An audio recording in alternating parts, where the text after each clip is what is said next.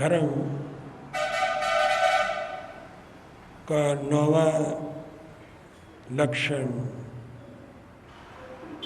भगवान महावीर ने कहा है त्याग। त्याग के संबंध में कल भी मैं कुछ विचार आपको दे रहा था। ये सारी दुनिया त्याग के ऊपर टिकी हुई है। हर व्यक्ति को दूसरों के लिए कुछ ना कुछ त्याग करना पड़ता है। त्याग का वास्तविक अर्थ क्या है, मतलब क्या है, हमें इस बात को अच्छी तरह समझना चाहिए। मतलब प्रस्त लोग, स्वार्थी लोग भी त्याग करते हैं, लेकिन वो चीज़ को छोड़ते हैं, चीज़ का मोह नहीं छोड़ते। और चीज़ छोड़ने के बाद भी और दूसरे को कुछ देने के बाद भी फल की आकांक्षा, फल की इच्छा अपने मन में बनाए रखते हैं। भगवान कृष्ण ने गीता में इस प्रकार के त्याग को सकाम त्याग कहा है। जैन धर्म ने भी इसको अच्छा नहीं कहा, क्योंकि इसके पीछे फल की कामना, फल की इच्छा बनी रहती। अगर फल ना मिले तो मन में विषाद, दुख बना रहता है। तो त्याग वो है जो मोह और ममता को छोड़कर और फल की इच्छा को छोड़कर के किया जाता है। जीवन के 2 रूप हैं। वैसे मनु ने 4 प्रकार के आश्रम बनाए थे, लेकिन आज वो आश्रम प्रायः रहे नहीं। उन 4 आश्रमों में 2 आश्रम अभी भी रह गए और रहेंगे। गृहस्थ आश्रम, संन्यास आश्रम। गृहस्थ आश्रम के अंदर भी गृहस्थी त्याग करता है, लेकिन उसका त्याग मर्यादा में होता है। जैन धर्म ने उसको देश त्याग कहा। देश त्याग का मतलब थोड़ा त्याग, यत् किंचित त्याग, कुछ अपने पास रख कर कुछ देना। वे सर्व त्याग नहीं कर सकता, लेकिन गृहस्थी जो त्याग करता है वे वस्तु थोड़ी देता है और थोड़ी दे सकता है, क्योंकि गृहस्थी होने के नाते उसे भी चीज़ों की ज़रूरत है, पदार्थों की ज़रूरत है, साधनों की आवश्यकता है। वो अपने साधनों में से थोड़ा दूसरे के सुख, हित और उसको सहयोग देने के लिए, उसके काम बनाने के लिए देता है। भगवान ने कहा अगर मर्यादा में भी देता है, थोड़ा भी देता है, तो त्याग तो है, लेकिन ये सच्चा त्याग तब बन सकता है अगर वो इस चीज़ को, मोह को छोड़ दे और फल की इच्छा ना करे, फल की आकांक्षा ना रखे, तो ये सच्चा त्याग है। अगर इसके पीछे फल की इच्छा बनी रहे तो उसके ऊपर एक अनुग्रह होता है, दबाव होता है, और उस चीज़ को व्यक्ति बार बार जतलाता है, दोहराता रहता है। मैंने तेरे लिए ये किया, मैंने तुम्हारे लिए ये किया। तो उसकी ज़मीर को जलील करने वाली बात होती है और दबाने वाली बात है। हर व्यक्ति सम्मान रखता है, इज्जत रखता है, चाहे वो गरीब भी है, लेकिन इज्जत तो उसको भी प्यारी है। आदमी सब कुछ दे देता है, लेकिन अपनी इज्जत और अपना स्वाभिमान नहीं देता। सकाम भावना से देने वाले लोग दूसरे के दिल और दिमाग को गुलाम बना लेते और उसको गिरवी रख लेते हैं, बार बार बार बार वो चीज़ दोहराते रहते हैं। इससे आत्मा दबती है और अपने को कोई पुण्य नहीं लगता, शुभ कर्म का अनुबंध नहीं होता, कोई सुकृत नहीं होता। तो भगवान महावीर ने कहा त्याग करने के बाद व्यक्ति को मोह और ममता को भी उसको छोड़ देना चाहिए और भविष्य के लिए कोई फल की आशा और आकांक्षा उससे कभी नहीं रखनी चाहिए। साधु भी त्याग करता है और इस दुनिया में कौन सी चीज़ है जो छोड़नी नहीं पड़ती। मैं पहले भी कह चुका हूँ, छूटने में और छोड़ने में बड़ा अंतर है। हर चीज़ छूट ही जाएगी, कौन सी चीज़ है जो छूटेगी नहीं। हर वक्त चीज़ छूट रही है, हर वक्त चीज़ जा रही है, हर चीज़ नष्ट हो रही है और आपके हाथ से छिटक रही है, निकल रही है। और एक ऐसा वक्त आता है वो निकल ही जाती है, छूट ही जाती है। लेकिन छूटने में त्याग नहीं है, छोड़ने में त्याग है। तो चीज़ छोड़ी जाए, मोह छोड़ा जाए, ममता छोड़ी जाए। अगर चीज़ नहीं छूटती तो मोह ही छोड़ दो। चीज़ रखने के बाद भी उसकी आसक्ति छोड़ी जा सकती है। जो व्यक्ति मोह नहीं छोड़ता वो दान नहीं दे सकता, त्याग नहीं कर सकता और अधिक संचय करने की आकांक्षा बनी रहती, उसके प्रति और मोह उसका बढ़ता रहता है। और अन्याय, अनीति, अनाचार व्यक्ति इन्हीं चीज़ों के लिए करता है। अन्याय, अनीति, अनाचार करके जो चीज़ें इकट्ठी करता है और उसके प्रति ममता और मोह बना रहे, उस चीज़ का छोड़ना बड़ा मुश्किल होता है। और छोड़ देने के बाद कुछ और प्राप्त करने की इच्छा उसकी बनी रहती है। त्याग कहाँ हुआ? त्याग तो हुआ ही नहीं। राजा भोज बड़ा विद्वान राजा था। पहले वो कुछ नहीं जानता, फिर धीरे धीरे संस्कृत का विद्वान बन गया। अपने महल में रात्रि के समय में अपने शयन कक्ष में अपने पलंग के ऊपर लेटा हुआ था। मैं कह रहा हूँ हर चीज़ नश्वर है, ट्रांजिटरी है, फ्लीटिंग है, पेरिशेबल है, जाने वाली है। तो इसको छोड़ने में क्या व्यक्ति को संकोच होना चाहिए? ये छूट ही जाएगी। छूटने के बाद धर्म नहीं होगा। कोई व्यक्ति चीज़ छीन ही लेता है, जेब से निकाल ही लेता है, तो दुख होता है, विषाद होता है। एक व्यक्ति की जेब से 1000 रुपया निकल जाता है, गिर जाता है, और एक व्यक्ति 1000 रुपया दान दे देता है, त्याग कर देता है।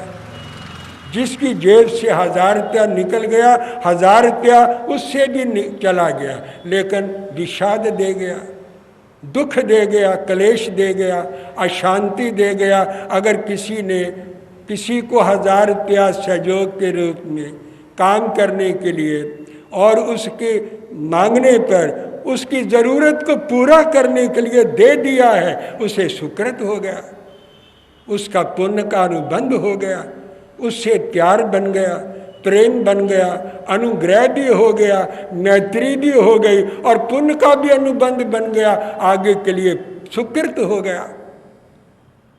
चीज़ तो चली गई, एक ही वैसे चली गई, एक ने दे दी, जिसकी चली गई उसको कुछ नहीं मिला, जिसने दे दिया उसको सुकृत मिल गया।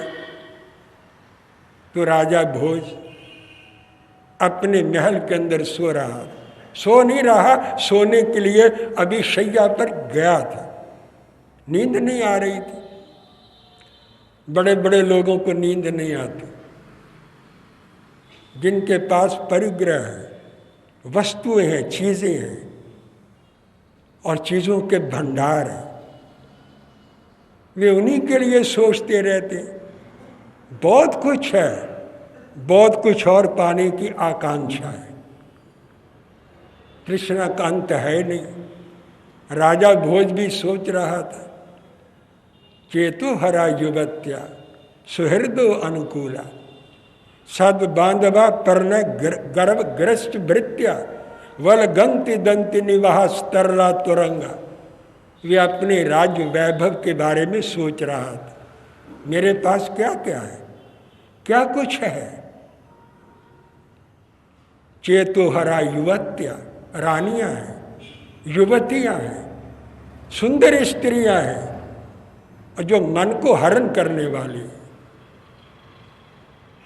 और मेरे मित्र कितने हैं, बहुत मेरे मित्र हैं और मेरे प्रति हित भावना रखते। बड़े बड़े राजा मेरे अधीन हैं, सद बांधवा, मेरे कितने बंधु हैं और नौकर चाकर हाथ जोड़कर मेरे सामने खड़े रहते हैं। वलगंति दंति निवास तरलास तुरंगा, मेरे राज द्वार के ऊपर हाथी झूमते और घोड़े हिनहिनाते रहते हैं। उसने श्लोक के 3 चरण तो बना लिए, लेकिन चौथा चरण नहीं बन रहा। एक व्यक्ति गरीबी के कारण चोरी करने के ऊपर मजबूर हो गया। वो भी पंडित था, संस्कृत का वो भी विद्वान था, लेकिन बुभुक्षिता किंग न करोति पापम। भूखा आदमी क्या पाप नहीं करता। भूखा आदमी हर पाप करने के लिए तैयार हो जाता। तो राजा भोज के राजमहल में घुस गया चोरी करने के लिए। पाँव की आहट किसी को सुनाई ना दे, दबे पाँव वो गया और किसी तरह उसके शयन कक्ष में चला गया और उसके पलंग के नीचे जाके बैठ गया, घुस गया, छिप गया। राजा भोज सोच रहा था, श्लोक बना रहा, मेरे पास मन को हरण करने वाली रानियां हैं, मेरे मित्र हैं, मेरे भाई बांधव हैं, मेरे पास हाथ जोड़कर नौकर मेरे आगे खड़े रहते और मेरे द्वार के ऊपर हाथी पड़े रहते हैं और ये घोड़े हिनहिनाते रहते। मेरे पास क्या कुछ नहीं है, इतना ऐश्वर्य वैभव मेरे पास है। 3 चरण उसने बना लिए, लेकिन चौथा चरण नहीं बन रहा। उसके पलंग के नीचे वो घुसा हुआ है चोर, चोरी करने के लिए आया था। वो विद्वान था। जब चौथा चरण नहीं बन रहा था, उसने बना दिया। उसने कहा सम्मीलने नयनयोर ना नहीं नास्ति किंचन। राजन, जब आंखें बंद हो जाएंगी, जो तुम सोच रहे हो कि मेरे पास रानियां हैं, मित्र हैं, बांधव हैं, नौकर चाकर हैं, हाथी हैं, घोड़े हैं, सब मिलने नयनयोर नास्ति किंचन। जब आंखें बंद हो जाएंगी तो फिर कुछ भी नहीं रहेगा। ये तभी तक ये चीज़ें नजर आती जब तक आंखें खुली है, प्राण है, आत्मा शरीर के अंदर बैठा है, तभी तक ये सब नजर आ रहा है। आंखें बंद होने के बाद ये कुछ नहीं रहेगा। ये स्वप्न है जो तुम देख रहे हो, और ये स्वप्न के विलीन होने में देर नहीं लगेगी। वो आया था किसी और काम के लिए, दे दिया उसने बोध, ज्ञान दे दिया, उपदेशक बन गया, पंडित बन गया। पंडित तो वो था ही, लेकिन वो मजबूरी के अंदर वहाँ पर पहुँचा था। जब उसने ये बोला आवाज़ कहाँ से आ रही है, तब वो बाहर निकल करके राजा भोज के सामने खड़ा हो गया। राजा भोज नाराज नहीं हुआ, रुष्ट नहीं हुआ, क्रुद्ध नहीं हुआ। उसने उसकी मजबूरी पूछी, उसने अपनी मजबूरी बताई तब उसने कहा, मैं तो अहंकार में आ रहा था, मुझे अपने ऐश्वर्य वैभव का अहंग हो रहा, तूने तो मेरी आंखें खोल दी। मैं उन्मत्त हो रहा था कि मेरे पास क्या कुछ नहीं है, लेकिन तूने ये बता दिया राजन तेरे पास कुछ भी नहीं है। ये तभी तक नजर आता है जब तक आंखें खुली है। मैं ये बात इसलिए कह रहा, अगर ये नश्वर चीज़ें, नाशमान चीज़ें जो आपके अहंकार का कारण है, अभिमान का कारण है, अगर ये चीज़ें त्याग दी जाए, दान में दे दी जाए, दूसरे के काम आ जाए, किसी का मतलब हल हो जाए, किसी को सहारा मिल जाए, कोई खड़ा हो जाए, तो इसके अंदर सुकृत हो सकता है, पुण्य हो सकता है। लेकिन ये पुण्य वही कमा सकता है जो इन चीज़ों का मोह छोड़ करके दान दे सकता है, त्याग कर सकता है। त्याग किए बिना तो पुण्य बनता ही नहीं, सुकृत होता ही नहीं, दूसरे का हित होता ही नहीं, दया साकार होती नहीं, अहिंसा कभी साकार होती नहीं, दूसरे को सहारा मिलता ही नहीं। ये हिंदुस्तान आज़ाद हो गया, किन लोगों ने कर दिया? उन्होंने कितनी कितनी बड़ी कुर्बानियाँ की हैं। उन्हीं को कुर्बानियों के आधार पर ये स्वतंत्रता का भवन खड़ा हुआ। आज कुछ और हो रहा, पहले कुछ और था।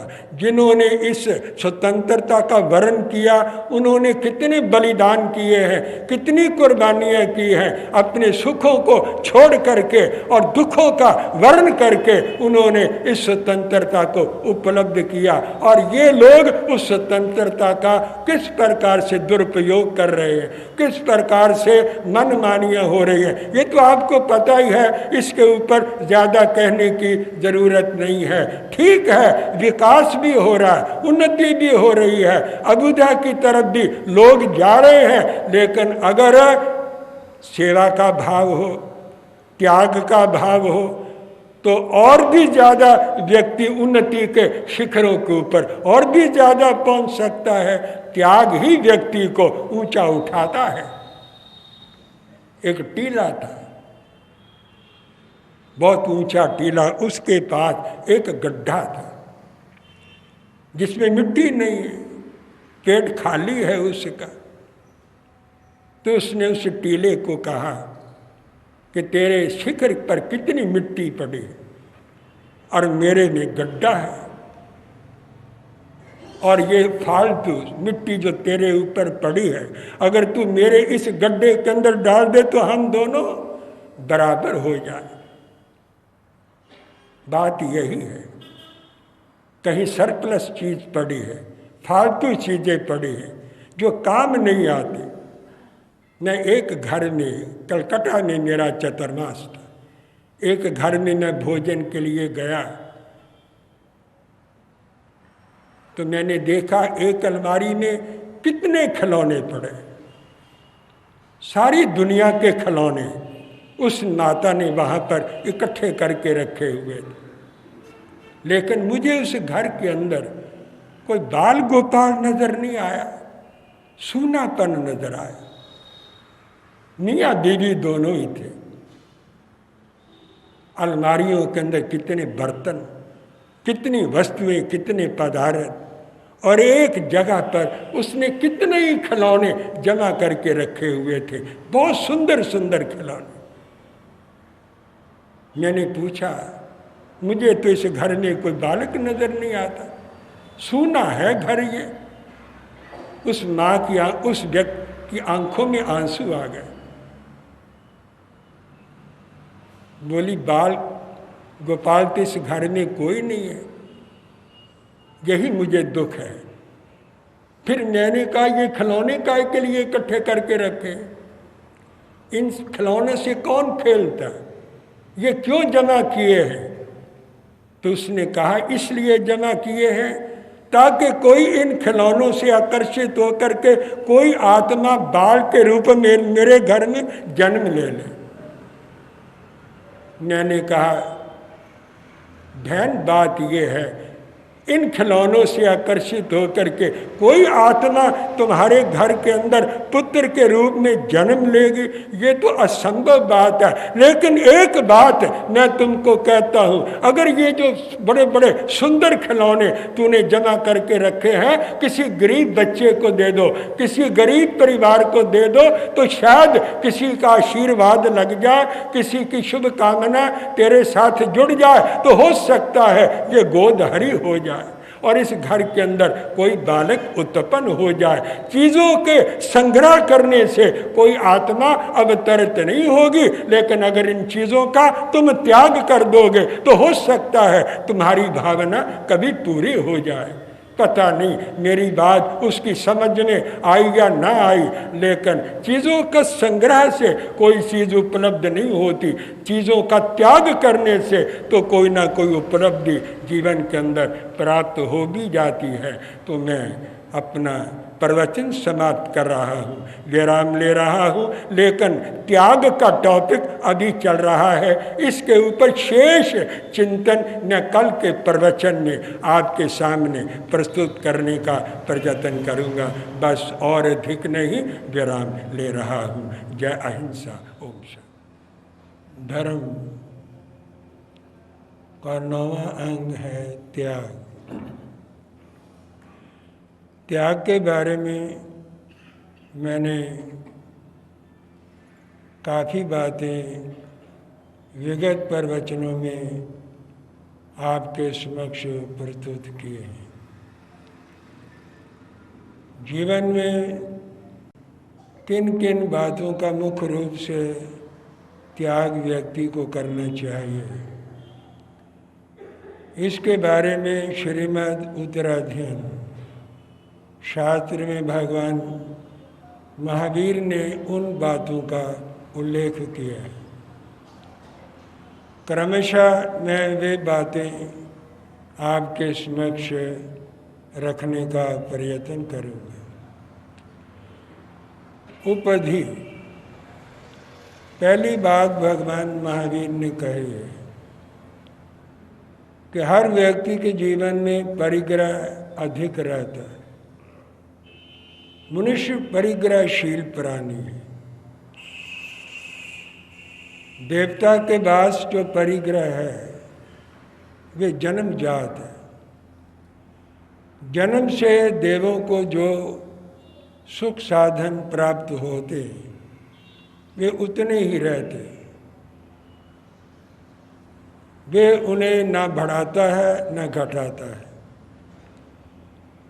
जो चीज़ें जन्म से देवी देवताओं को पुण्यों के प्रताप से प्राप्त होती है वे उनका उपभोग करते हैं, उनसे सुख उठाते हैं और उन चीज़ों के अंदर वो रचे पचे हुए रहते हैं, लेकिन उन्हें बढ़ाते नहीं। नारकी के जीवन में परिग्रह है ही नहीं। नरक में रहने वाले प्राणियों के पास दुख है, शोक है, विषाद है, क्षोभ है, चिंता है, आराध्यान है। उनके पास परिग्रह नाम की कोई चीज़ नहीं है। जो है भी वे उनके दुख का कारण है। पशु पक्षियों के पास क्या परिग्रह है? उनके पास कुछ नहीं है, केवल उदर पूर्ति करने के लिए वे भोजन करते हैं, काम करते हैं, थक जाते हैं और उस थकावट को दूर करने के लिए कहीं पर विश्राम कर लेते हैं। ना उनके पास मकान है, ना उनके पास कोई अपना भोजन है, ना उनका किचन है, ना उनकी कोई रसोई है।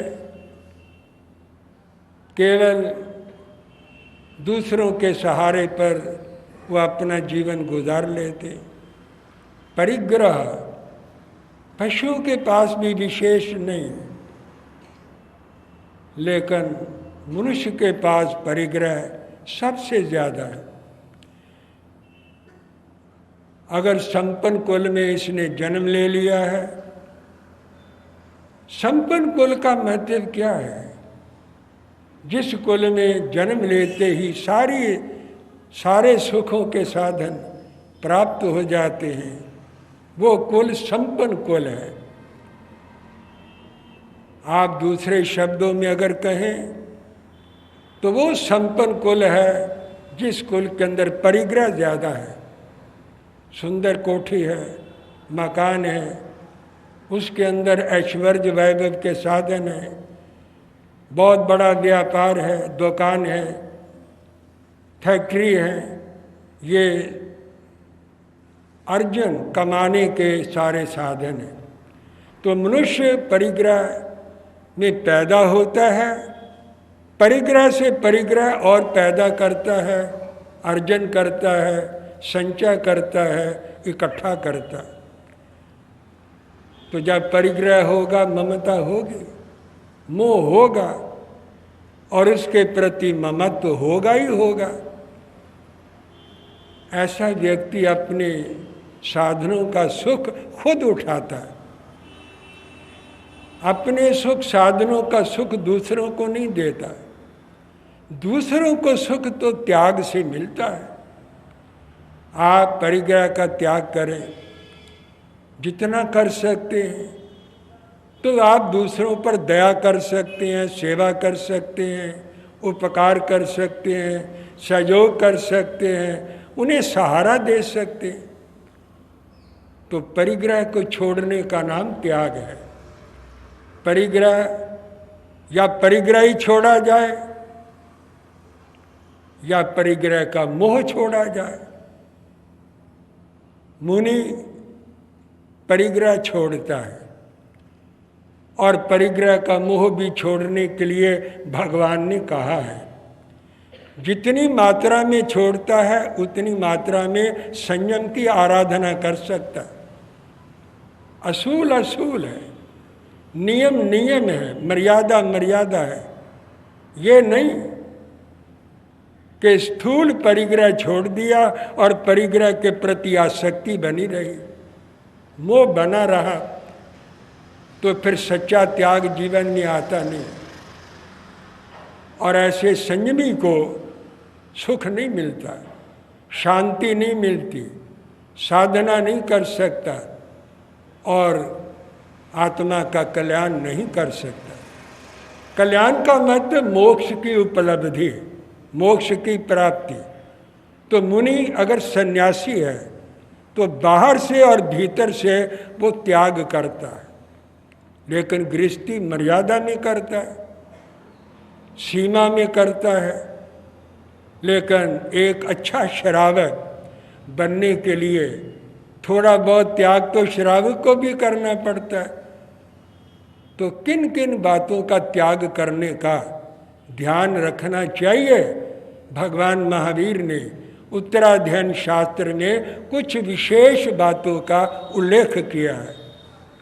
उसके अंदर एक बात है उपधि।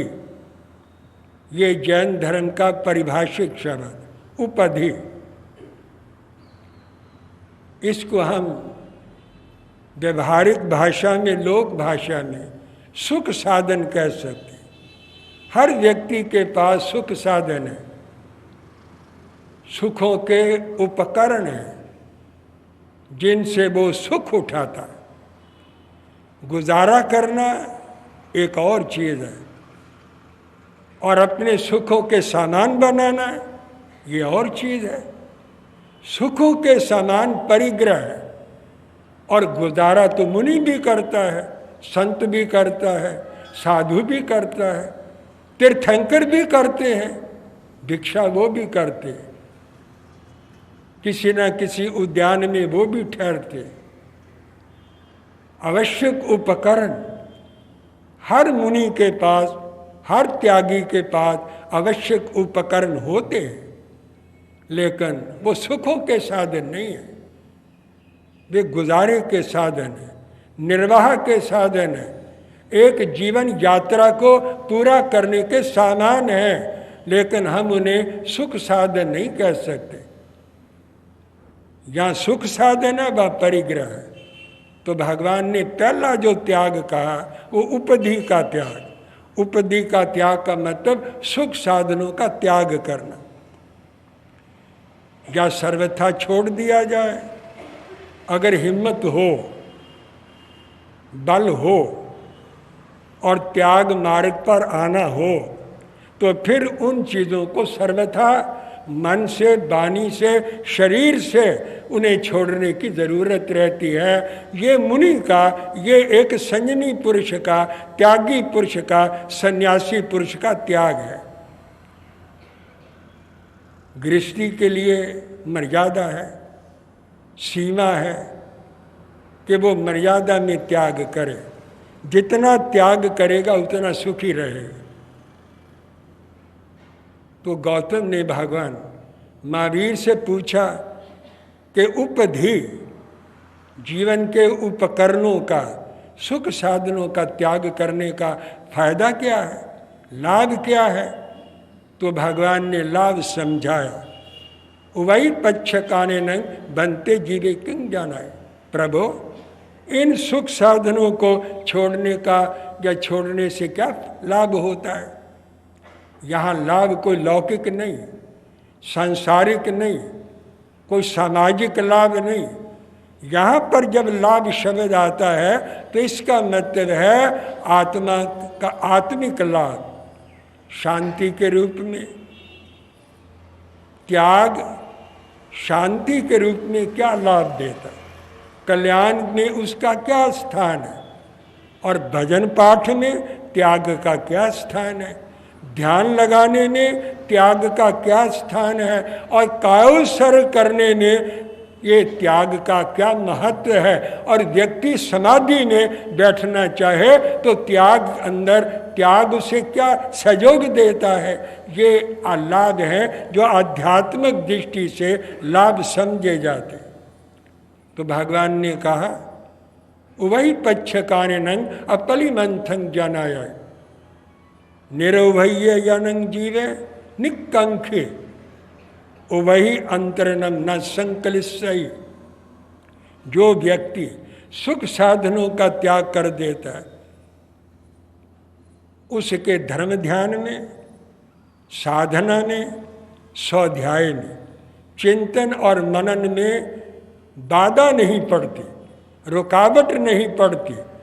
और इन सुख साधनों का मोह त्यागने वाला, मोह छोड़ने वाला व्यक्ति शांत चित्त होकर स्वाध्याय कर सकता है, चिंतन कर सकता है, मनन कर सकता है, ध्यान लगा सकता है, और समाधि में बैठ सकता है, योग में बैठ सकता है। अगर परिग्रह है तो ध्यान उधर रहेगा, ममता उधर रहेगी, ख्याल उधर लगा रहेगा, और अर्जित करने की तरफ ख्याल रहेगा। कोई उठा के ना ले जाए, कोई छीन ना ले, कोई अथ्या ना ले, ये बातें मन के अंदर बनी रहेंगी। उसके प्रति जो मोह है वो आत्मा के कल्याण का मार्ग प्रशस्त नहीं करने देगा, ध्यान के अंदर बैठने नहीं देगा। आप एक सामायिक ही करते हैं, इसके लिए भी त्याग करना पड़ता है। व्यापार छोड़ना पड़ता है, घर से निकलना पड़ता है, स्थानक में आना पड़ता है, कपड़े बदलने पड़ते हैं, शरीर के पहले कपड़े छोड़ने पड़ते हैं, सामायिक के वस्त्र धारण करने पड़ते हैं। मुख वस्त्रिका लगाने का अभ्यास नहीं है, फिर भी लगानी पड़ती है, तो यहाँ पर बैठना पड़ता है। शरीर की चपलता, चंचलता दूर करके निश्चल होकर बैठना पड़ता है। जिन्हें बातचीत करने का एक अभ्यास बना हुआ है कि बातें किए बिना रह नहीं सकते, चुप रह नहीं सकते, उन्हें 2 घड़ियों के लिए चुप बैठना पड़ता है, शांत बैठना पड़ता है, मौन धारण करना पड़ता है। इतना त्याग करे तो सामायिक होती है। एक सामायिक के लिए भी व्यक्ति को त्याग करना पड़ता है, तो व्यक्ति ने मोक्ष प्राप्त करना है, मुक्ति प्राप्त करनी है। जब एक छोटी सी सामायिक करने के लिए इतना त्याग करना पड़ता है तो मोक्ष प्राप्त करना कोई खाला जी का घर है? बातें बना ली मोक्ष मोक्ष मोक्ष कोई पड़ा है? मोक्ष यहाँ रहता है। मोक्ष तक पहुँचने के लिए तो बड़ी उग्र यात्रा, बड़ी लंबी यात्रा व्यक्ति को करनी पड़ती है। और उस यात्रा के अंदर कितने कष्ट हैं, कितने परिसर हैं, कितने उपसर्ग हैं, कितनी बाधाएं हैं, कितनी रुकावटें हैं, उन सब को पार करना पड़ता है। और उन्हें पार करके अपना मार्ग प्रशस्त करके मोक्ष तक व्यक्ति ने पहुंचना है। कितना कठिन मार्ग है। तो त्याग प्रथम सोपान। व्यक्ति स्थूल चीज़ों का, मोटी मोटी चीज़ों का त्याग करे, फिर अंदर के भावों का जो कषायों के रूप में, विकारों के रूप में, राग और द्वेष के रूप में हमारे अंदर बैठे हुए हैं, उन विकारों को फिर बाहर निकालना पड़ेगा। निकालना है पहले तो मोटे मोटे त्याग करने पड़ते हैं, फिर व्यक्ति अंदर के विकारों को जीतता है, उन पर विजय पाता है। घर के अंदर अगर सांप भी रहते, चूहे भी रहते, एक व्यक्ति चूहों को निकालता है, पिंजरे लगा रखे, चूहे पकड़ते हैं, निकाल रहे हैं। चूहे नुकसान तो करते हैं लेकिन इतना नुकसान नहीं करते। अगर घर के अंदर सांप है, सांपों ने बिल बना रखे हैं और घर के अंदर सांप बैठे हुए हैं, तो पहले तो सांपों को निकालना है या पहले चूहों को निकालना है? लोग सांपों को पालते हैं, चूहों को निकालते हैं। ये छोटे छोटे जो त्याग है, सब्जी नहीं खानी, जूता नहीं पहनना, रात्रि भोजन नहीं करना, ये ठीक त्याग है। मैं इन्हें त्याग में मानता हूँ, लेकिन ये छोटे छोटे त्याग हैं। बड़े त्याग तो तब होंगे जब अंदर जो विकार पड़े हैं, कषाय है, विषय और वासनाएं हैं। जब व्यक्ति विषय वासनाओं का त्याग करेगा, कषायों का त्याग करेगा, राग द्वेष को छोड़ेगा, वैर विरोध को छोड़ करके समभाव में आएगा, समता में आएगा। ये जो मन की पिटारी के अंदर बड़े बड़े विषधर, बड़े बड़े सांप कुंडलियां मार करके बैठे हुए हैं और जरा सा कोई बाहर कारण बनता है, घटना घटित होती है, ये जो सांप है ये फुंकारे मारने लगते हैं और फिर कुंडलियां बना के बैठे हुए हैं और फुंकारे मार करके ये फिर खड़े हो जाते हैं, अपना फन उठा लेते हैं। पहले तो इन्हें निकालने की जरूरत है, लेकिन लोग छोटे छोटे त्याग करके अपने आप को त्यागी कहते हैं। मोक्ष इन त्यागों के आधार पर नहीं खड़ा, ये तो एक बाहर की पहली बात है, अर्थात पहला कदम है, पहला पग है, प्रथम स्टेप है जो व्यक्ति उठा करके फिर आगे बढ़ता है। आपने अगर बाहर की चीज़ों का त्याग किया है तो अंदर का त्याग भी करना पड़ेगा। कर्म बंधन अंदर से होता है और जितना बंधन है वो अंदर है, बाहर तो बंधन कोई है ही नहीं। शरीर का कोई बंधन नहीं, बंधन मन का है।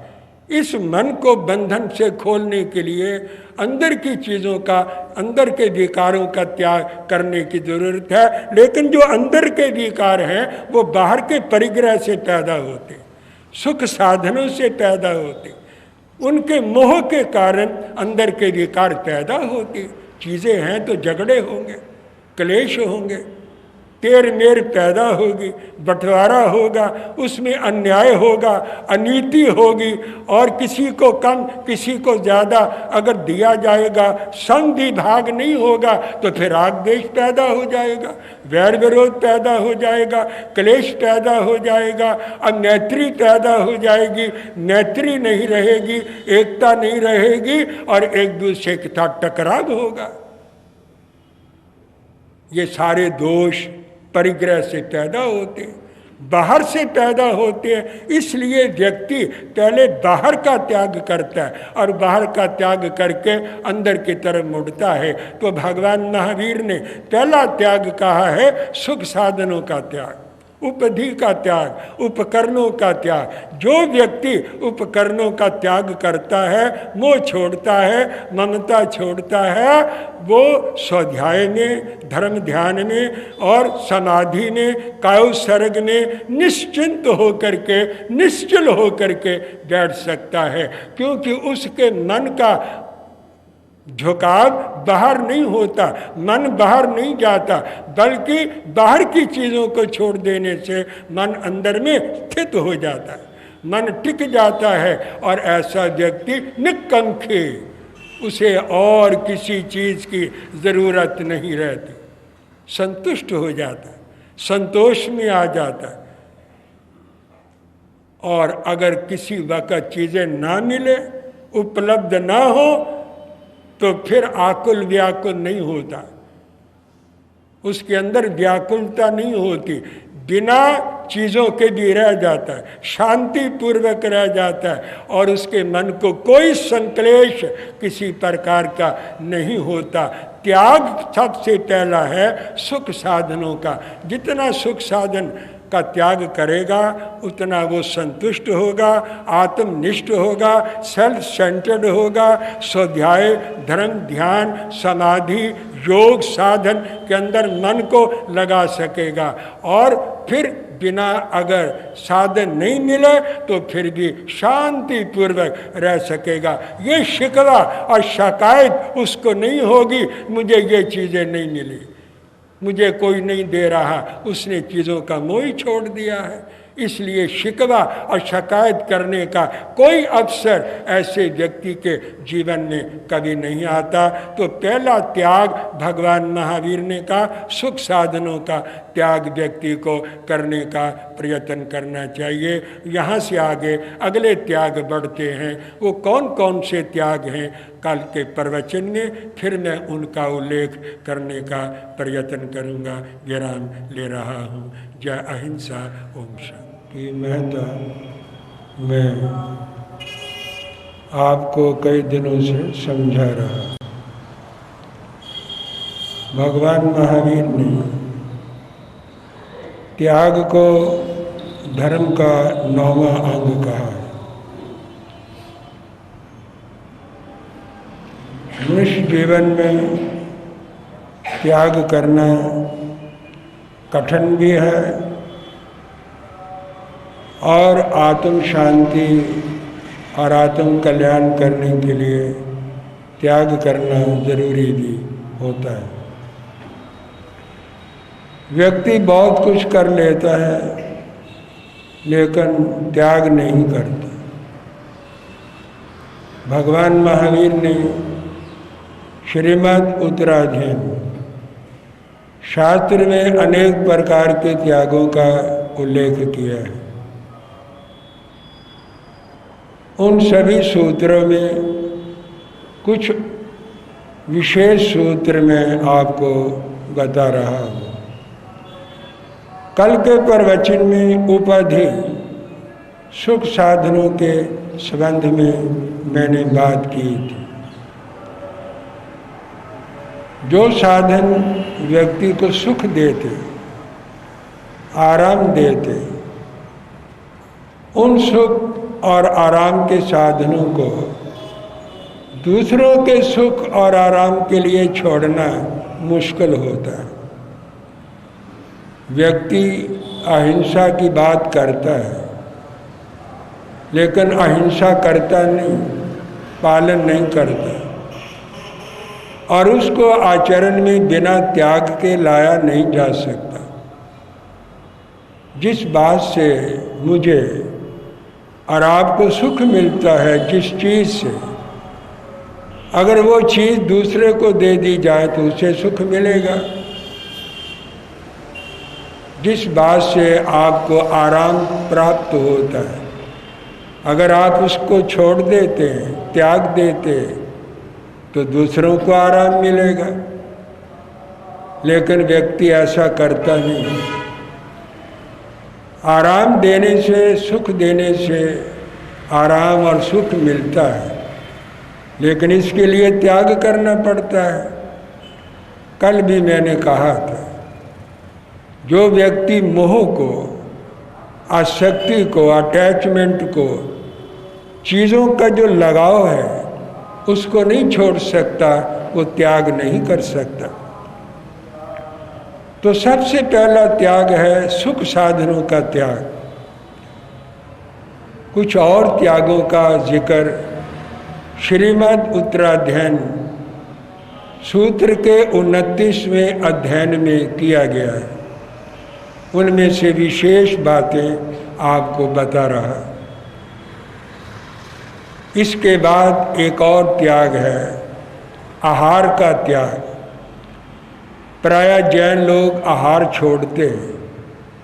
प्रजूषण पर्व के दिनों में विशेष रूप से वो अनशन, उनोदरी, एकाशना या उपवास आदि करते हैं। एक दिन आहार छोड़ दिया, 365 दिनों में अगर एक दिन आहार छोड़ दिया, उसकी चर्चा है, अहंकार भी है, ख्याल भी बना रहता मैंने उपवास किया, लेकिन खाया कितना है। 365 दिनों में एक दिन छोड़ता है एक वर्ष में,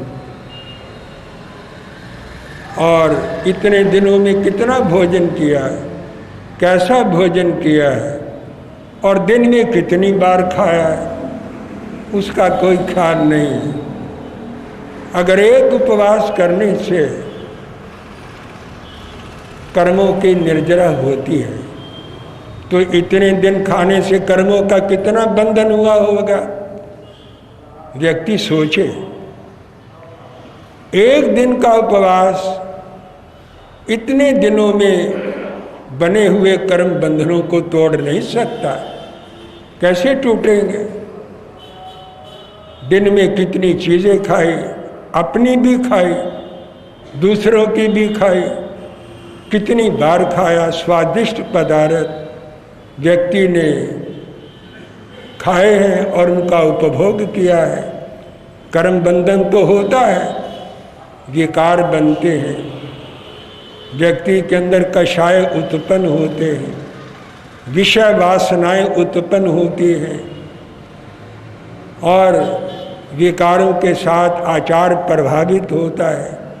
इतना कुछ करने के बाद एक उपवास किया, उसका अहंकार है, इसका उपवास है, इसने उपवास रखा है।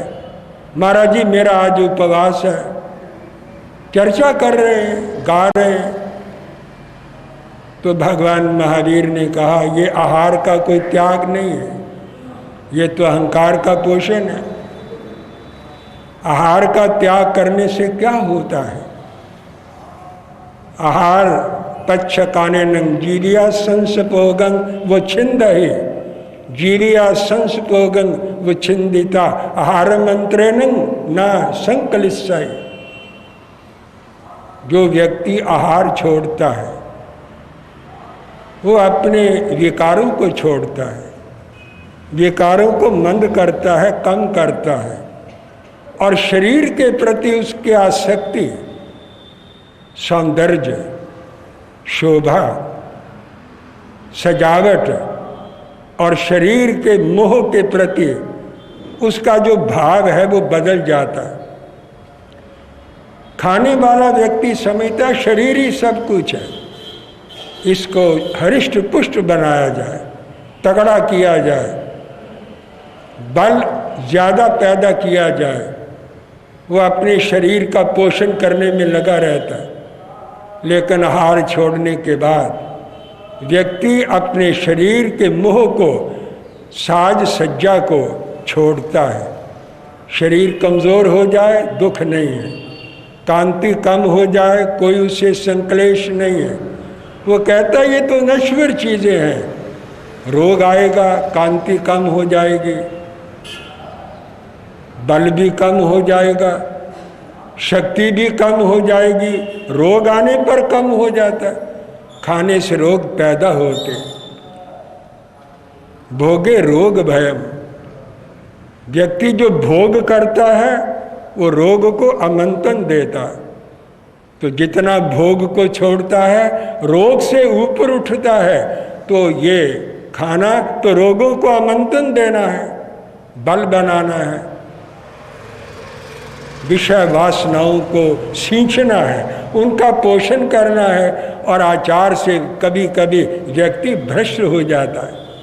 तो जो व्यक्ति आहार छोड़ता है वे अपने मन के विकार छोड़ता, अहंकार छोड़ता है, शरीर की आसक्ति को कम करता है। शरीर की आसक्ति को कम करेगा तो आत्मा के अंदर प्रवेश कर सकता है। शरीर का मोह छूटे तो व्यक्ति आत्मा का ध्यान लगा सकता है, कायु सर्ग में खड़ा हो सकता है। इसलिए जीवन के प्रति जो आसक्ति है वे आहार के छोड़ने से कम होती। और कभी कभी आहार ना मिले, समय पर ना मिले, रूखा सूखा मिल जाए तो ऐसे व्यक्ति को मानसिक संक्लेश नहीं होता, वो कहा सुनी नहीं करता। आहार नहीं बना, ठीक नहीं बना, उचित नहीं बना, अच्छा नहीं बना, ये तो भोजन कुछ नहीं है। ये लोग, वो लोग ऐसी बातें करते हैं जो स्वाद के रसिक होते हैं, जो स्वादिष्ट भोजन करने के आदी होते हैं। वो इस प्रकार की बातें करते हैं और एक दूसरे को के साथ कहा सुनी करते हैं। आहार के ऊपर अगर व्यक्ति ने संतोष नहीं किया तो बताओ और किन बातों के ऊपर वो संतोष कर सकता है। आहार तो एक चीज़, मामूली चीज़ है, लेकिन व्यक्ति इसके लिए भी संतुष्ट नहीं रहता, अपने आप को संयत नहीं रखता, घटिया मनोवृत्ति बना लेता है। समारोह के अंदर प्रायः देखा जाता है, मैंने कितनी बार देखा है, हर व्यक्ति आगे आगे जाता है, हर व्यक्ति आगे आगे बढ़ता है। क्यों? शांति नहीं, संयत नहीं है। हर व्यक्ति हाथ आगे बढ़ा देता है। कितना घटियापन है, कितनी तुच्छता है, कितनी अधमता है। इसका मतलब व्यक्ति को कहीं संतोष नहीं। भगवान ने कहा आहार छोड़ने से व्यक्ति में संतोष आता, विकार कम होते, शरीर के प्रति आसक्ति जाती है और जब विकार कम हो जाएंगे मन शांत हो जाता है, निश्चल हो जाता है और शांत मन से बैठकर वो धर्म ध्यान कर सकता है और निश्चल हो करके समाधि लगा सकता है, कायोत्सर्ग कर सकता है, आत्मा में प्रवेश कर सकता है। इसलिए आहार छोड़ा जाता है। गीता ने भी ये बात कही है, विषया विनिवर्तन्ते निराहारस्य देहिना रस वर्जम रसोऽप्यस्य परम दृष्ट्वा निवर्तते। विषया विनिवर्तन्ते निराहारस्य देहिना, जो व्यक्ति आहार नहीं करता उसके विषय निवृत्त हो जाते हैं, विषय शांत हो जाते हैं। क्योंकि आहार अग्नि में लकड़ी का काम करता है, ईंधन का काम करता है। इंद्रियां पहले ही बड़ी उत्तेजित है, इंद्रियां हर वक्त उत्तेजित ही रहती, सुनने के लिए कान हर वक्त आतुर है, देखने के रूप देखने के लिए आंखें हर वक्त बेताब रहती है, सुगंध देने के लिए नासिका हर वक्त आतुर रहती है और कोई अच्छा संस्पर्श मिल जाए हाथ यकदम आगे बढ़ने के लिए तैयार हो जाता है और रस लेने के लिए ज़बान आतुर है। इंद्रियां अपने अपने भोगों के लिए हर वक्त बेताब रहती। अगर वो पौष्टिक आहार करे, उत्तेजित आहार करे तो वो आहार मानो विषय अग्नि के अंदर ईंधन का काम करता है, जैसे अग्नि में ईंधन डालने से अग्नि और प्रचंड हो जाती है, इस प्रकार स्वादिष्ट भोजन करने से, सरस भोजन करने से, अति भोजन करने से और प्रनीत भोजन करने से व्यक्ति की इंद्रियें और ज़्यादा उत्तेजित हो जाती हैं। जब इंद्रियें उत्तेजित हो जाती हैं तो फिर ध्यान लगा करके क्या बैठेगा? ध्यान कैसे लगेगा? कैसे मन को स्थिर करेगा? कैसे मन को एकाग्र करके आत्मा का वो दर्शन पा सकता है? इसलिए जो व्यक्ति आहार छोड़ता है उसके विषय शांत हो जाते, लेकिन रस नहीं जाता। रस का ध्यान मन के अंदर बना रहता, लेकिन रस वर्जम रसोऽप्यस्य परम दृष्ट्वा निवर्तते। जब परमात्मा का, आत्मा का ध्यान लगाकर दर्शन आत्मा का हो जाता है और परम तत्व को प्राप्त कर लेता है तो विषय भी निवृत्त हो जाते हैं। क्योंकि आत्मा के आनंद के सामने बाकी जितने आनंद हैं वो सब हेच हैं, वो सब तुच्छ हैं। एक बिंदु है, एक सिंधु है।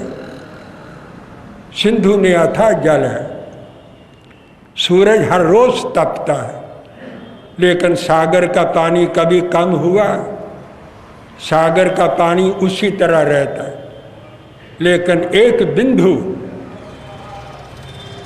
धूप के अंदर ढल जाता, खत्म हो जाता है।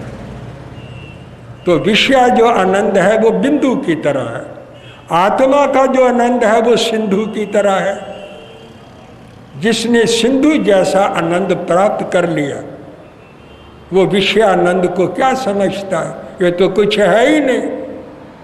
व्यक्ति ऐसा समझे तभी संयम में खड़ा रह सकता है, तभी आत्मा के अंदर खड़ा रह सकता है। इतनी लंबी जिंदगी वो संयम के अंदर गुजारता है, वो गुजार सकता है जिसको संयम का आनंद आ जाए, संयम के अंदर सुख की प्राप्ति हो जाए और वो समझे कि संयम के अंदर ही सुख है। उसके लिए ये जीवन गुजारना कोई कठिन नहीं होता, उसे तो आनंद की प्राप्ति होती है। और ये सारे रस जो इंद्रियों के विषयों के रस है ये निवृत्त हो जाते हैं। वो तो आंख उठा करके देखता ही नहीं, आंख उठाकर वो लोग देखते हैं जो इसके अंदर सुख मानते हैं, आनंद मानते हैं, लेकिन उस परम तत्व को देखने के बाद ये आनंद फिर आनंद नहीं रहता। ये तो सिंधु के सामने एक बिंदु की तरह है। एक और चीज़ भगवान महावीर ने कही, जब आहार छोड़ दिया जाता है तो फिर कषाय भी छूट जाते। कषाय कषाय पच्छकाननं भन्ते जीरे किं जानाय। भगवान से पूछा कषायों के त्याग के बारे में। कषाय पच्छकाननं भन्ते जीरे किं जानाय। जो व्यक्ति कषाय छोड़ देता उसे क्या लाभ होता? पहले आहार छोड़ेगा फिर विकार छूटेंगे। विकार चार ही है, क्रोध मान माया लोभ, ये चार विकार है। तो भगवान से गौतम ने पूछा कषाय पच्छकाननं भन्ते जीरे किं जानाय। जो कषायों को छोड़ता है, त्याग करता है कषायों का, उसे क्या लाभ होता है? भगवान ने कहा कषाय पच्छकाननं समभावं जानाय। जो व्यक्ति कषायों को छोड़ देता है वो विराग भावं जानाय, वो वीतराग भाव को प्राप्त कर लेता है। वीतराग भाव, वीतराग बनता नहीं, वीतरागता का भाव आ जाता। आज भाव आएगा कल वीतरागता भी आ जाएगी। कषाय पच्छकाननं विराग भावं जानाय। विराग भाव परिवन्ने यानं जीवे सम सु दुख यावी भवै। जो व्यक्ति कषायों को छोड़ता है वो वीतराग भाव को प्राप्त कर लेता है। वीतराग बनता नहीं है, लेकिन वीतरागता का भाव आ जाता है। वीतरागता का भाव क्या है? समता, समभाव। ऐसा व्यक्ति जो वीतरागता से युक्त होता है वो समसु दुखे भवई। वो सुख में दुख में वो समान भाव रखने लग जाता है। न उसे दुख प्रतीत होता है न सुख प्रतीत होता। आप कहेंगे बड़ी विचित्र बात है, दुख को तो सारी दुनिया महसूस करती है, तो सुख को ना महसूस करना ये कैसे हो सकता है? जो सुख को महसूस करता है वो अहंकार में आता है। मेरे पास सुख साधन है, अहंकार पैदा हो जाता है। सुख में भी संभाव रखना पड़ता है और समझना पड़ता, सुख भी कुछ नहीं है, सुख भी दुख में बदल जाएगा। आज सुख है कल दुख आ जाएगा, आज दुख है कल सुख आ जाएगा। सुख भी नश्वर, दुख भी नश्वर, सुख भी नश्वर है, दुख भी नश्वर है। इसलिए वो दोनों भावों में समान दृष्टि रखता है, समान भाव रखता है। जिसके अंदर समानता आ गई उसके अंदर धीरे धीरे वीतरागता भी आ जाती है और वो वीतरागता के पद के ऊपर पहुंच जाता है। तो ये त्याग करने का फल है। अंदर से कषाय जाए तो हार छोड़ने का भी लाभ होता है, कषाय मंद नहीं होते। ये मुश्किल है लेकिन हो सकते, ये नहीं कि होते नहीं। जो काम एक व्यक्ति कर सकता है वो दूसरा भी कर सकता है। अगर भगवान महावीर ने कषायों के ऊपर विजय प्राप्त कर ली, आप भी कर सकते हैं, मैं भी कर सकता हूँ, लेकिन उस मार्ग के ऊपर चलना पड़ेगा। भगवान महावीर को 27 जन्म लग गए, हम आज ही प्राप्त करना चाहते हैं। आज ही मन निश्चल हो जाए, शांत हो जाए, एकाग्र हो जाए। आज नहीं हो सकता लेकिन कभी हो सकता है। सतत निरंतर साधना चलती रहे तो व्यक्ति रेगुलर साधना करता रहे तो कभी ना कभी वीतरागता के पद के ऊपर पहुंच जाता है। तो भगवान महावीर ने कहा पहले आहार छोड़िए फिर विकार छोड़िए। आहार छोड़ना शरीर को अपने नियंत्रण में रखना है और कषायों को छोड़ना अपने मन को अपने बस में करना है। और सारा वातावरण मन के भावों से प्रभावित होता है। मन में अशांति हो, हम बाहर अशांति बखेरते, बोलते हैं अशांति की चिंगारियां बखेर देते, दूसरे को अशांति देते, खिन्नचित होकर बोलते हैं, कठोर बोलते हैं, कर्कश बोलते हैं। मन में शांति हो, शांति से बोलते हैं, दूसरे को शांति मिलती है। तो अपने को शांति प्राप्त हो जाए तो दूसरे को शांति देना बड़ा सुगम है, बड़ा आसान है। तो त्याग करने से ये सारी बातें हो सकती हैं। तो क्रमशः आहार से त्याग, उपदी से त्याग शुरू करके अंत में कषायों के त्याग के ऊपर व्यक्ति क्रमशः पहुंचता है और वीतरागता के भाव को धीरे धीरे प्राप्त कर लेता है। ऐसी बातें श्रीमद् उत्तराध्ययन शास्त्र में भगवान ने समझाने का प्रयत्न किया है। बस त्याग के संबंध में मैंने काफ़ी कुछ आपको बता दिया। अब 10वें लक्षण के संबंध में अगले 2 प्रवचनों के अंदर मैं अपने विचार प्रस्तुत करने का प्रयत्न करूँगा। बस जय अहिंसा। ओम शांति। धर्म के लक्षणों और अंगों की विवेचना मैं काफ़ी दिनों से कर रहा हूँ। क्रमशः धर्म के 9 लक्षण मैं आपको बता चुका हूँ और यथाशक्ति समझा भी चुका हूँ। धर्म का अंतिम लक्षण भगवान महावीर ने कहा है ब्रह्मचर्य। ये एक ऐसा व्रत है जिस पर मर्यादा पूर्वक ही बोला जा सकता है। खुल करके इस व्रत की विवेचना मैं नहीं कर सकता, लेकिन संक्षेप में मर्यादा में और शास्त्र के अनुकूल जिन जिन बातों को समझना ज़रूरी है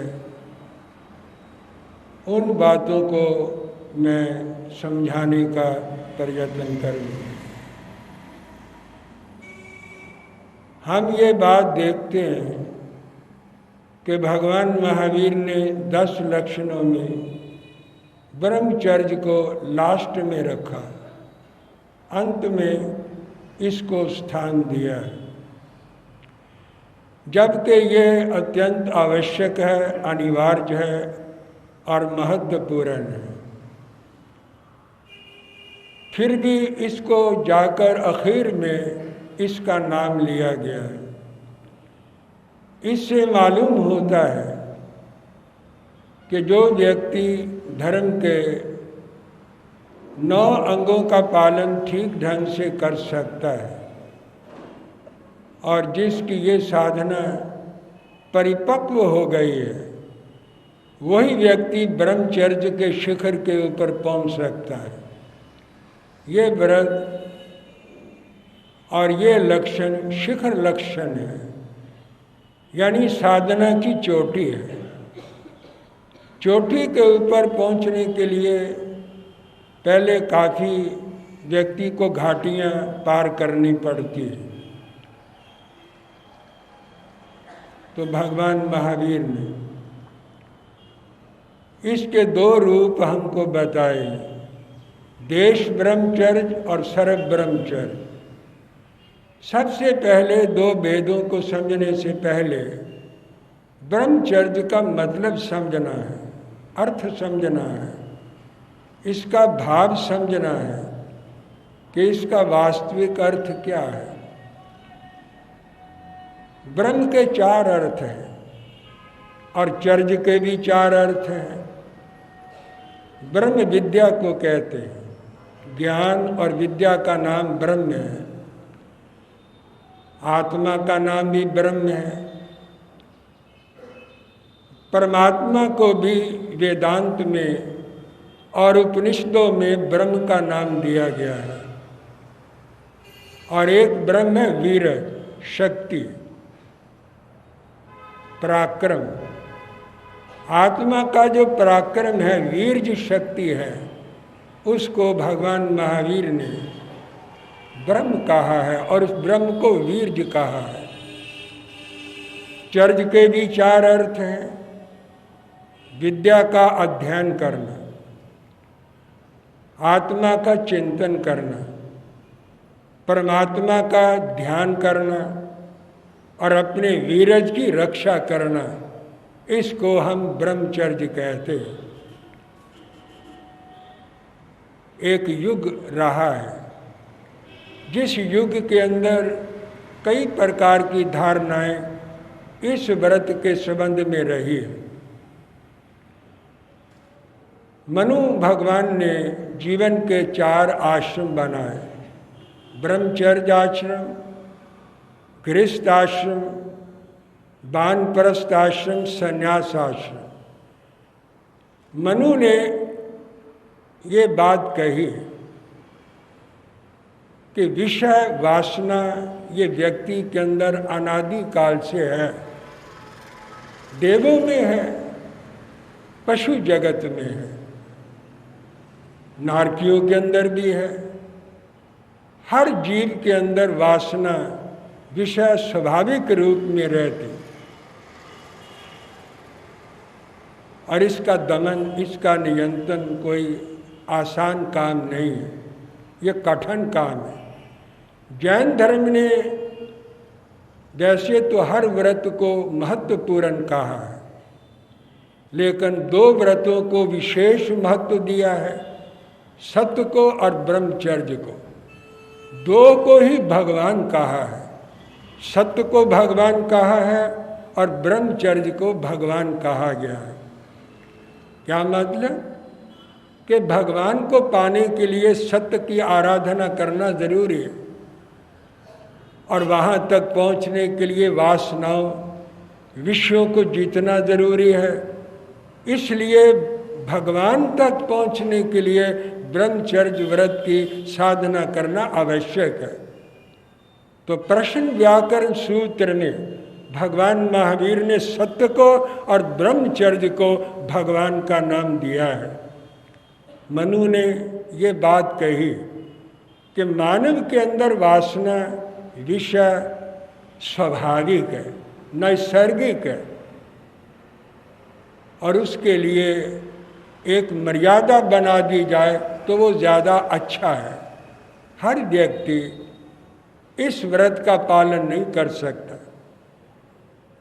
कुछ कर सकते हैं, जो नहीं कर सकते उनके लिए गृहस्थ आश्रम है, और उसमें प्रवेश करने से पहले उसे 25 वर्ष तक ब्रह्मचर्य का खंड पालन करना जरूरी है। गृहस्थ जीवन में परिवार है, संगनी है, जीवन का एक साथी है, परिवार है, संतान का की उत्पत्ति गृहस्थ जीवन में होती है। तो एक अच्छा सदाचारी पुरुष अगर गृहस्थ आश्रम में प्रवेश करता है, मर्यादा, संतोष, अनासक्ति, ये बात कही जाती रही है कि अगर गृहस्थ आश्रम में भी व्यक्ति आता है और वो पूर्ण ब्रह्मचर्य का पालन नहीं कर पाता, तो 3 बातों का वहाँ ध्यान रखना जरूरी है। एक मर्यादा का, संतोष का और अनासक्ति का। अनासक्ति पूर्वक, संतोष पूर्वक और मर्यादा पूर्वक अगर व्यक्ति गृहस्थ आश्रम में रहता है तो वो गृहस्थ आश्रम की दृष्टि से ब्रह्मचारी है, सदाचारी है, और सदाचार पूर्वक वह अपने जीवन का पालन करता है। अगर कोई ऐसा करता है तो कोई आपत्ति नहीं, इसके अंदर कोई हर्ज नहीं। एक व्यक्ति अपनी कमजोरी को समझ करके एक आश्रम लेता है और उस आश्रम को ईमानदारी के साथ, दयानतदारी के साथ अगर उसको निभाता है तो ये भी एक बहुत बड़ी बात है, और वो उस आश्रम की दृष्टि से वो सदाचारी तो कहा ही जा सकता है। ये उसका देश ब्रह्मचर्य है। तो मैंने 4 बातें कही। ब्रह्म का अर्थ है विद्या अध्ययन, जो ज्ञान अर्जित कर सकता है, ज्ञानवान बन सकता है और ज्ञानी बन करके रह सकता है, वो व्यक्ति गृहस्थ जीवन के अंदर भी रहकर अपने जीवन को सुचारू रूप से चला सकता है। तो एक ब्रह्मचर्य का पालन करने के लिए ज्ञान जरूरी है, जागृति जरूरी है, बोध जरूरी है, क्योंकि ज्ञान के बिना संयम और ज्ञान के बिना तप नहीं आता। ब्रह्मचर्य से पहले तप और संयम की साधना करना आवश्यक है। जो तप नहीं कर सकता और संयम में नहीं रह सकता, अपनी इंद्रियों को संयम में नहीं रख सकता, वो ब्रह्मचर्य का क्या पालन करेगा। तो ज्ञानी अपनी इंद्रियों को अपने बस में रखता है। इसलिए अध्यात्म विद्या का अध्ययन करना ये ब्रह्मचर्य का पहला अंग है। उसके बाद है आत्मा का चिंतन, आत्मा का मनन। मैं क्या हूँ, मेरी आत्मा क्या है, मेरी आत्मा की क्या शक्ति है, शरीर और आत्मा के अंदर क्या अंतर है, क्या भेद है। शरीर नश्वर है, आत्मा अविनाशी है। शरीर एक केवल माध्यम है उस तक पहुंचने का, लेकिन आत्मा शाश्वत है, आज भी है, कल भी रहेगा, हमेशा रहेगा। और इसका जो आनंद है वो शाश्वत आनंद है, अखंड है। और ये आत्मा शरीर से अलग है, शरीर आत्मा से अलग है। तो शरीर की आसक्ति आत्मा के अंदर प्रवेश नहीं करने देती।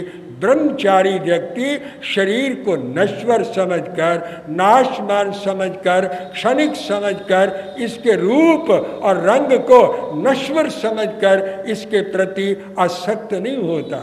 जब शरीर की आसक्ति चली जाएगी तो दूसरों के रूप को, रंग को, लावण्य को, सौंदर्य को देखने की इच्छा व्यक्ति के मन के अंदर पैदा नहीं होगी। और जब विकार नहीं होंगे तो विकारों के अभाव में सदाचार का और वो ब्रह्मचर्य का पालन कर सकेगा। तो आत्मा के स्वरूप को समझना ये ब्रह्म का दूसरा अंग है, क्योंकि ब्रह्म आत्मा को कहते हैं। तीसरा है परमात्मा का दर्शन। आत्मा के बाद परमात्मा का स्थान आता है, परमात्मा का ध्यान लगाना। ज्ञान, आत्म चिंतन, मनन और परमात्मा का ध्यान व्यक्ति को ब्रह्मचर्य के अंदर प्रतिष्ठित कर सकता है। अगर ये नहीं है तो इस व्रत का पालन कोई नहीं कर सकता। हाँ, 3 योग हैं, मन, वाणी, शरीर, काया, भाषा और मन। शरीर से लोग लोक लज्जा से पालन कर लेते, हो जाता है। एक व्यक्ति ब्रह्मचारी है, एक कंवारा रहता है, सारी उम्र शादी नहीं होती, विवाह नहीं होता, मैरिज नहीं होती, चाहता है मैरिज हो जाए।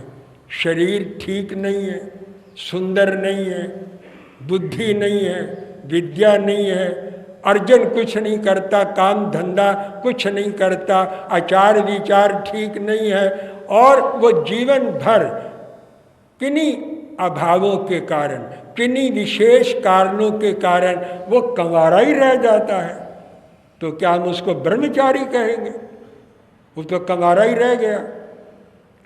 तो कंवारे व्यक्ति को, कंवारी कन्या को हम ब्रह्मचारिणी और ब्रह्मचारी नहीं कह सकते, क्योंकि मन के अंदर इच्छा बनी हुई है, कामना बनी हुई है, वासना बनी हुई है, और वो चाह रहा है लेकिन कुछ प्राप्त नहीं हुआ। तो इसका मतलब उसकी ब्रह्मचर्य के अंदर निष्ठा नहीं है, ब्रह्मचर्य को पालन करने की भावना नहीं है। एक व्यक्ति व्रत लेता है, नियम लेता है, और उसे हर चीज़ उपलब्ध है, शरीर अनुकूल है, सुंदर है, सौष्ठव है, अंगों के अंदर जाति ऊंची है, कुल ऊंचा है, सारे साधन हैं, सारी सामग्रियां हैं, सब कुछ प्राप्त है, लेकिन वो सब कुछ प्राप्त होने पर वो उन काम वासनाओं को ठुकरा देता है, त्याग कर देता है और व्रत ले लेता है, नियम ले लेता है कि मैं मनसा वाचा कर्मणा इस व्रत का पालन करूंगा।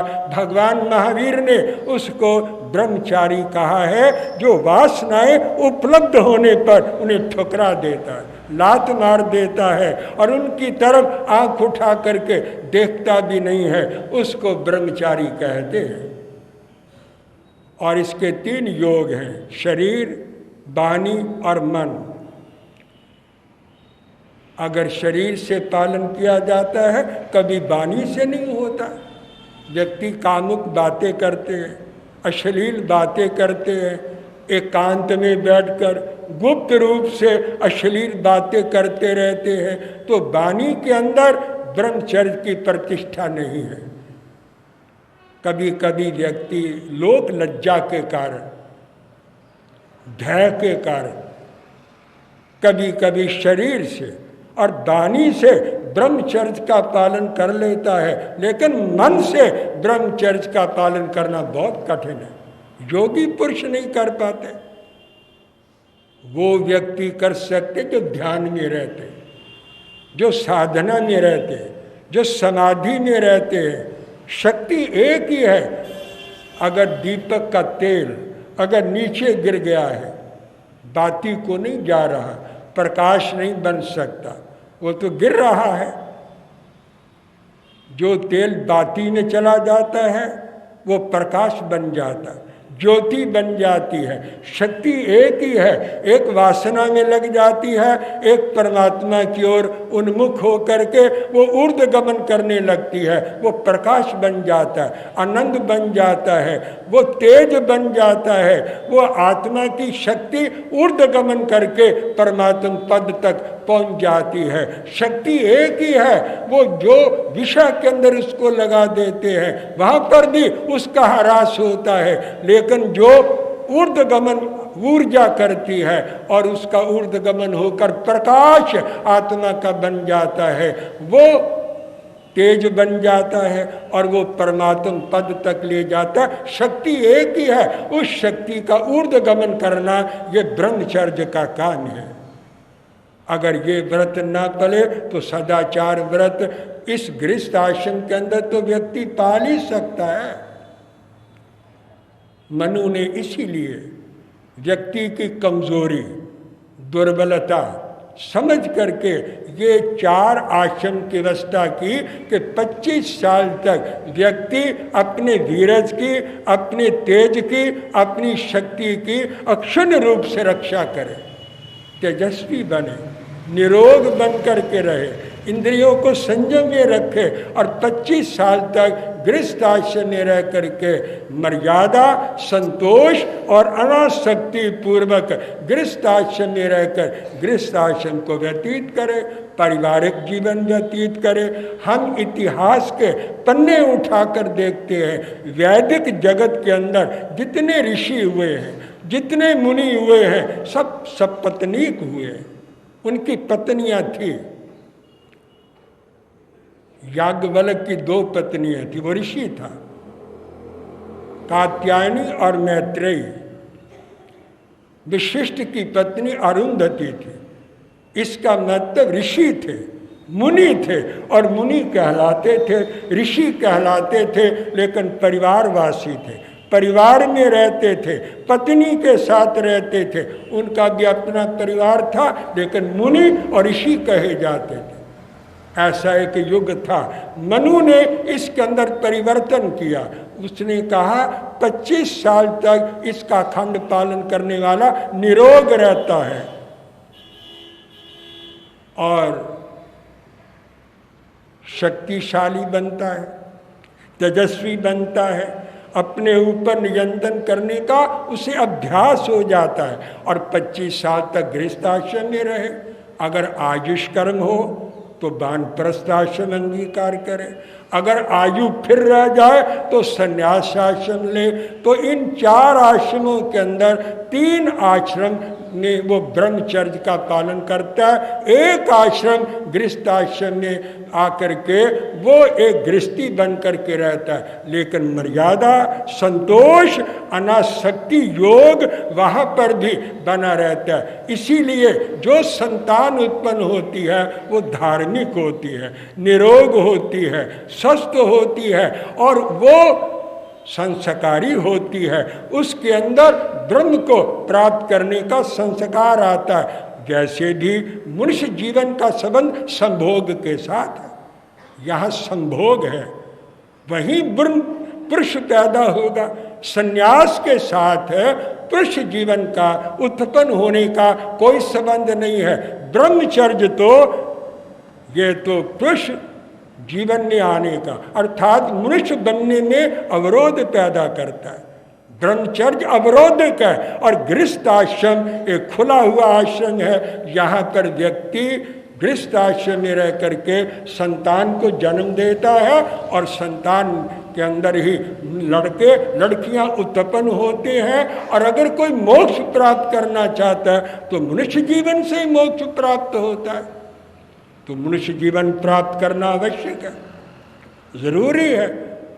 इसका ये मतलब नहीं कि मनुष्य जीवन के लिए गृहस्थ जीवन लिया जाए। एक बात कह रहा हूँ, ये व्यक्ति की कमजोरी है, निर्बलता है, लेकिन जो इतना सशक्त है, बलवान है, अपने इंद्रियों का स्वामी बनकर रह सकता है, वो अपने इस संन्यास आश्रम में रहकर ब्रह्मचर्य का खंड पालन करके उस परम पद को प्राप्त कर सकता है। लेकिन अगर नहीं कर सकता तो सदाचार व्रत में रह करके वो धीरे धीरे इस व्रत में आने का अभ्यास करे। तो भगवान महावीर ने कहा वो भी एक दृष्टि से ब्रह्मचारी ही कहा जा सकता है।